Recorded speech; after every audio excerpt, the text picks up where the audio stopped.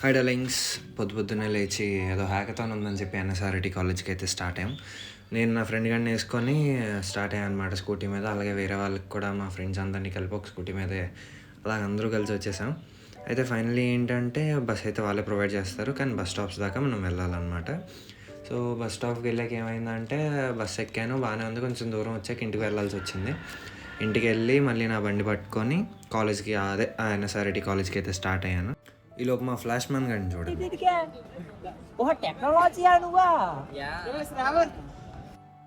చాలాసేపు బయట ఉంచారు, కానీ మళ్ళీ ఆడిటోరియం అనే షెడ్లో కూర్చోబెట్టారు.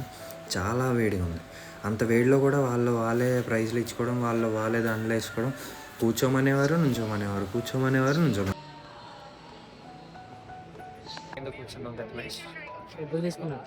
ఎండలో కూర్చోబెట్టారు. ఎండలో ఎందుకు కూర్చున్నాం? ఎండలో ఎందుకు కూర్చున్నాం? ఏమో తెలియదు, కూర్చోబెట్టి ఏం చేయాలి అర్థం అవ్వట్లేదు.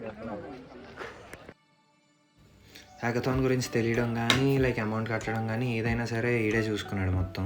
స్టార్టింగ్ నుంచి కూడా లైక్ మొత్తం అంతా అవి రిసిప్ట్స్ తీసుకోవడం, అలాగే ఆ ఫామ్స్ ఫిల్ చేయడం అన్నీ మా వాడే చేశాడు.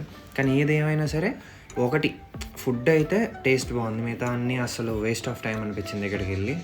మా వాడు చేసిన ప్రాజెక్ట్ సబ్మిషన్ అయితే చాలా బాగా జరిగింది. యాక్చువల్ చాలా ఇంప్రెసివ్గా చేశాడు, కానీ బ్యాడ్ లక్, ఏదో చిన్న దానివల్ల అవ్వలేదు. యాక్చువల్గా చివరిదాకా వెయిట్ చేసాం, మేబీ వస్తుందేమో అని. రాలేదు.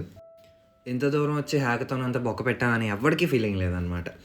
అంటే ఇంత కష్టపడి చేసిన మా మహేష్ గడికి కూడా అంతగా ఫీల్ అవ్వలేదు. ఎవరు మాజా ఇస్తారా అని చూస్తున్నాడు ఒక్కొక్కరు. ఏం చేస్తున్నాడు?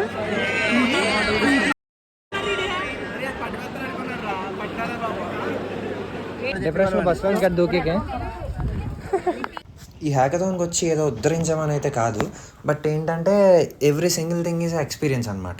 ప్రతి ఎక్స్పీరియన్స్ ఫేస్ చేయాలి కదా. So thanks for watching.